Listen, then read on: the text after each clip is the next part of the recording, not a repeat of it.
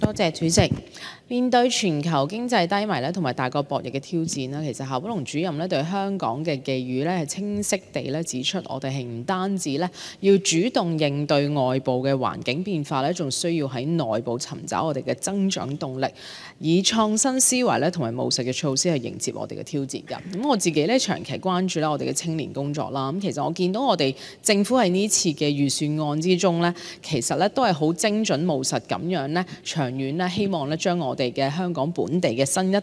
嘅人才咧，點樣咧融入整個國家發展嘅大局入邊嘅。嗱，預算中咧其實提出咗多項咧務實嘅舉措啦，重點咧包括一啲拓闊青年職涯嘅一啲空間啦，激發創新潛能同埋培育未來人才，助力青年向上流動嘅一啲舉措啦。特別係展示青年就業計劃啦，同埋大灣區青年就業計劃嘅年齡上限咧係放寬去到29歲，企業嘅津貼咧亦都提高去到每個月1.2萬啦。呢啲咁樣嘅措施咧，其實係可以咧鼓勵我哋嘅青年人咧更加把握咧成個大灣區嘅一個機遇，累積咧一個叫做跨地域嘅工作經驗。咁我認為跨地域工作經驗咧其實非常之緊要。我要諗翻起咧，我以前咧曾經咧就有一個後生仔喺外國辦事處咧就翻咗幾年工，咁跟住咧畢業啦大學，咁我就介紹咗佢去橫琴 office 嗰度做當時，咁非常之好嘅機會啦。咁亦都一開工就已經有2萬蚊咁啊，啱啱畢業咁樣。咁佢當時係翻咗3日工咧就辭咗職啦。佢話我唔想 travel， 我想淨係留喺香港。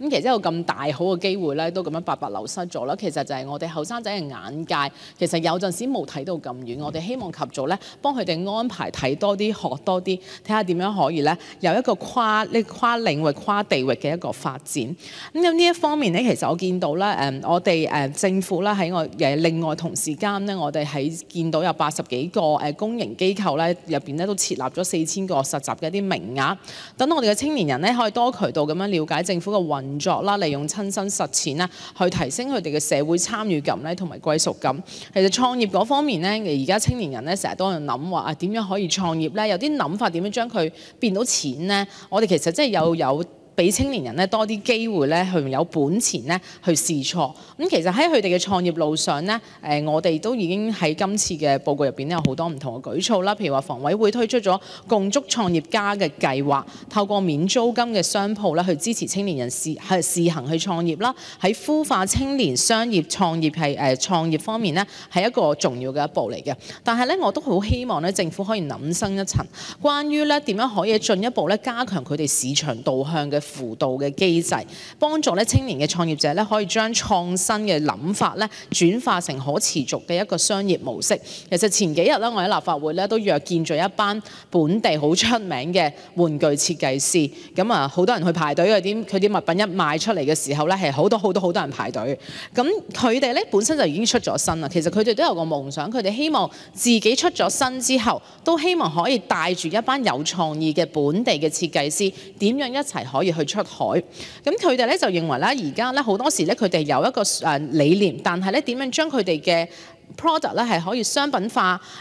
變成一個可以變成錢嘅一個物體，然後點樣可以產業化，提升佢哋成個行業咧都非常之緊要。但係而家咧對佢哋嚟行業嚟講咧，都係一個好初步嘅諗法或者初步嘅做法，好多人都唔成熟嘅。簡單嚟講啊，佢哋同我講話申請咗一啲政府funding啊，批唔到錢，咁睇落咧就似乎咧就係填 form 嘅問題。我自己幫佢睇一睇，咁似乎咧連填 form 都咁簡單，可能我哋覺得喂，我哋俾一條 link 你自己去填啦。咁但係咧喺呢一啲新興行業，亦都係可能第時你變香港一個好犀利嘅行業，又賺到錢嘅時候咧，可能早期嘅一啲好簡單嘅幫扶咧，我哋政府嗰度咧都需要諗一諗，可以點樣幫到佢哋。咁另外咧，我都想講一講咧，關於一啲長遠嘅嘢。其實香港咧都係面臨緊我哋人口老化、出生率低啊，同埋專業人才結構嘅一啲問題啦。但係咧，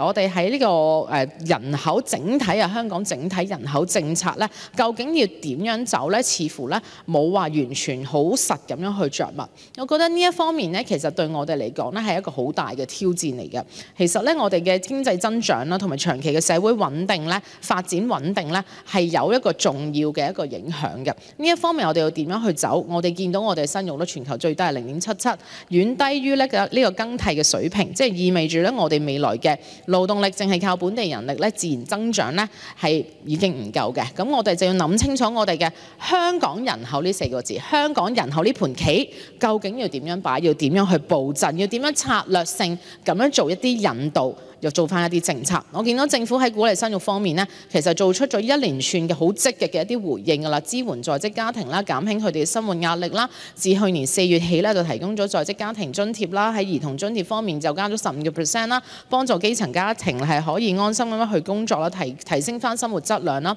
咁仲有其他扣稅啊，一啲育嬰假，其他一啲家庭友善措施，我相信呢一方面呢，係可以有一個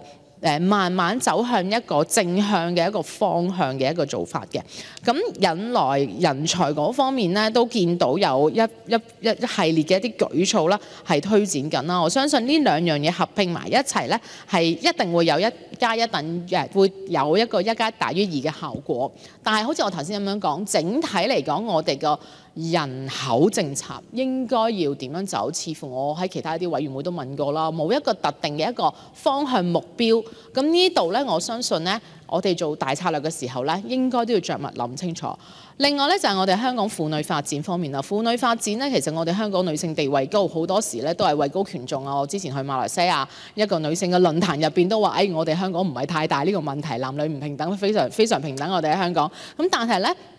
我諗真係做得好咧，就係希望我哋令我哋呢一班做得好好嘅發光發亮嘅女性，點樣可以帶動到更加多嘅女性咧，係可以做得更加好。咁我見到我哋嘅婦女自強基金咧，今年繼續撥款2000萬，幫助我哋婦女發展所長啦。咁今年咧仲推出一個有你啟航嘅計劃，幫一啲女大學生啦，配對翻一啲女性嘅領袖啦，做友師啦，促進佢哋喺職場上面嘅發展啦，建立一個咁樣嘅網絡一個平台啦。咁我十分認同呢啲做法嘅，我都認為咧，我哋應該咧多加宣傳，令到更加多一啲咧叫非傳統行業嘅女性領導者咧，可以了解呢一方面團隊。我點樣咁樣講咧？好多時參加呢啲大型政府嘅活動咧，因為揾翻都係嗰啲大機構大團體。咁其實而家有好多新興行業啊，可能 industry 唔係好大，但係影響力又好大。咁入邊好多嘅呢個 leader 咧，都係啲女性。咁其實我哋咧應該咧都就住呢一方面咧都諗一諗，要揾埋呢一班女性嘅leader 啦，嚟去幫扶我哋嘅後生仔。咁佢哋咧就係後生嘅女仔，咁所以咧呢一方面我相信咧，除咗傳統嘅做法，我哋應該再諗深一層。